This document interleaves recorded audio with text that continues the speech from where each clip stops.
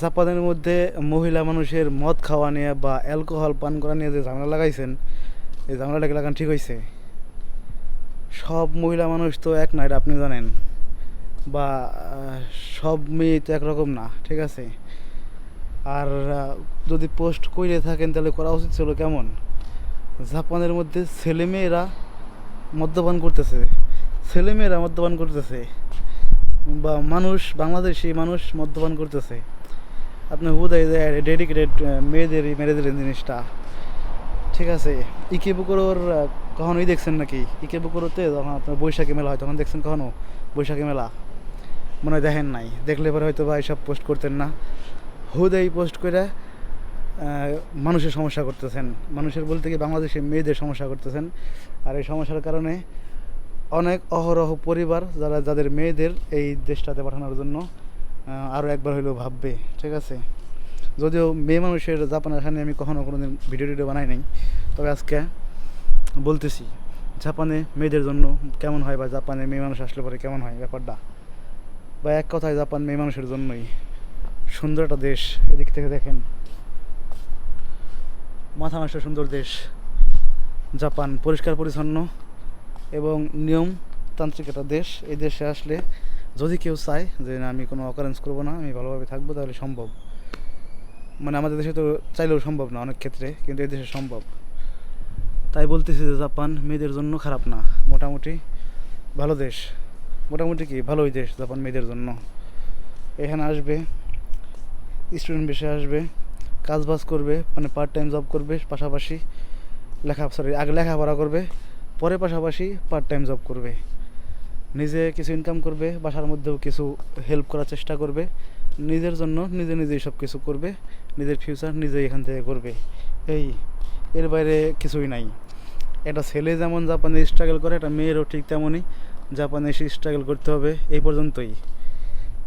দুজন সমান সমানই, ঠিক আছে? কিন্তু মাঝখানে বিভিন্ন ভেদা লেগে যায় আর কি। যেমন এই যে এখন একটা ঝামেলা চলতেছে আর কি ফেসবুকের মধ্যে, দেখবেন যে মেয়ে মানুষ নাকি মদ খাইছে, কোম্পানিতে গেলে নাকি বাংলাদেশি স্টাফ থাকলে পরে তখন হিন্দিতে কথা বলে, এমন টাইপের কথাবার্তা শোনা যায়। এখন কথা হয়েছে যে খাইলে খাইতে পারে। মদ খাওয়া জিনিসটা তো খারাপ বাংলাদেশিদের পক্ষে অন্তত। কিন্তু ভাই বাংলাদেশেও না আপনার 100 জনের মধ্যে 100 জনই কিন্তু ভালো না, ঠিক আছে? বাংলাদেশেও কিন্তু 100 জনের মধ্যে 100 জন আপনি একদম সাধ্য হাতে তুলে বেশি পাবেন না। আর সেখানে জাপানের মধ্যে কীভাবে আশা করেন যে যতগুলো মানুষ আছে সবাই ভালোভাবে থাকবে? এই জিনিসটা ঠিক না, আশাটা করা ঠিক না। যার যার ব্যক্তিগত ব্যাপার, যার যার খুশি আর কি, কে কে কে কেমন থাকবে বা কে কী করবে, এই ব্যাপারটাও যার যার ব্যক্তিগত ব্যাপার। একসময় আমিও মাঝে মাঝে চিল্লাইতাম যে এরকম এরকম হইতেছে, বা এখন অ্যালকোহল যে খায় তার আপনি থামাতে পারবেন না ভাই, ঠিক আছে? যে কোনো দিক দিয়ে থামাতে পারবেন না। কিন্তু কথা হইতেছে কি যে আপনি একজন যদি খায় তাহলে সবার নাম আপনি বলতে পারেন না, ঠিক আছে? একজন যদি খায় তাহলে সবার নাম বলতে পারেন না। আমি ইকেবুকুরের মধ্যে গিয়ে ইকেবুকুরে বৈশাখী মেলা গতবার, তার আগের বার দেখছিলাম যেখানে ধুম পড়ে যায়, অ্যালকোহল পান করার ধুম পড়ে যায়। তো তাই বলে আমি সবাই তো খারাপ করতে পারবো না, কারণ ওইখানে আমি দেখছি সবাই খাইতেছে না, কিন্তু খাইতেছে এমন মানুষও আছে, একদম ওপেনে খাইতেছে এমন মানুষও আছে। ফেসবুকের মধ্যে এমন পোস্ট করতেছেন, আপনার পোস্টে হয়তো বা 200-400 মানুষ দেখতেছে, লাইক কমেন্ট করতেছে, কেউ বাহাবা দিতেছে, কেউ গালাগালি করতেছে, কিন্তু এন্ড অফ দ্য ডে মহিলা মানুষের ক্ষতি হইতেছে, মানে মেয়ে মানুষের ক্ষতি হইতেছে। বাংলাদেশ থেকে মেয়ে মানুষ, ভাই বাংলাদেশে এখনও এমন কালচার আছে যে একজন মেয়ে মানুষ বাইরে এসে কোনো কিছু করুক, এই জিনিসটা এখনও পরিপূর্ণভাবে মানে সমস্যা। আপনি বুঝতেছেন তো কী বলতে চাইতেছি? যে এখনও কিছু সমস্যা আছে যে না, একটা মেয়ে মানুষ বাইরে এসে থাকবে বা বাইরে যাবে, এই করবে সেই করবে, এই ব্যাপারটা সমস্যা। আর এগুলো যখন পরিবারের লোকজন দেখবে তখন ভাই অনেক সমস্যা আছে, ঠিক আছে? তবে পরিবারের গার্ডিয়ান যারা আছেন, যারা আপনার মেয়েকে জাপানে পাঠানোর চিন্তা ভাবনায় আছেন, বা আমি মনে করি পাঠান, আলহামদুলিল্লাহ ভালো কিছুই হবে যদি না সে মন দিয়ে পড়ে। এবং মেয়ের আচার ব্যবহার তো আপনি জানেন, আপনার মেয়ে বা আপনার ভাই, আপনার বোন, তো আপনারা জানেন কেমন, তো ওই হিসাব করে পাঠান। আর এখানে ভাই বললাম না, প্রথমেই বলছি যে এখানে যদি এখানে যদি কেউ চায় যে না আমি ভালোভাবে থাকবো তাহলে থাকতে পারবে। আর কেউ যদি চায় যে না আমি ভালোভাবে থাকবো না, তাহলে ভাই মানে এখানে মানে অকারেন্স করার মতো অনেক কিছুই আছে, অনেক কিছু আছে, গুঁজে শেষ করতে পারবেন না, কত কিছু এখানে আছে অকারেন্স করার মতো। তো আসেন, জাপানে আসেন, একটা ভালো কান্ট্রি। আর একটা কথা মাথায় রেখেন, ছেলে আর মেয়ের জন্য এখানে কিন্তু আলাদা আলাদা কিছু নাই, এই কান্ট্রি সব কিছু এক। এটা ছেলের যতটুকু টাইম পার্ট টাইম জব করতে হবে, যত স্ট্রাগল করতে হবে, যেখানে জব করতে হবে, এটা মেয়েরও ঠিক ওই জায়গায় জব করতে হবে, অতখানি স্ট্রাগল করতে হবে এবং ঠিক ওইভাবেই করতে হবে। সো আপনি এখানে এসে আবার পরে দোহাই দেন না, আমি মেয়ে মানুষ আমি এরকম করতে পারবো না, বা আমি ছেলে মানুষ আমি এরকম করতে পারবো না, এগুলো কিন্তু হবে না। ঠিক আছে, এই সব কিছু মাথায় নিয়ে তারপরে আইসেন।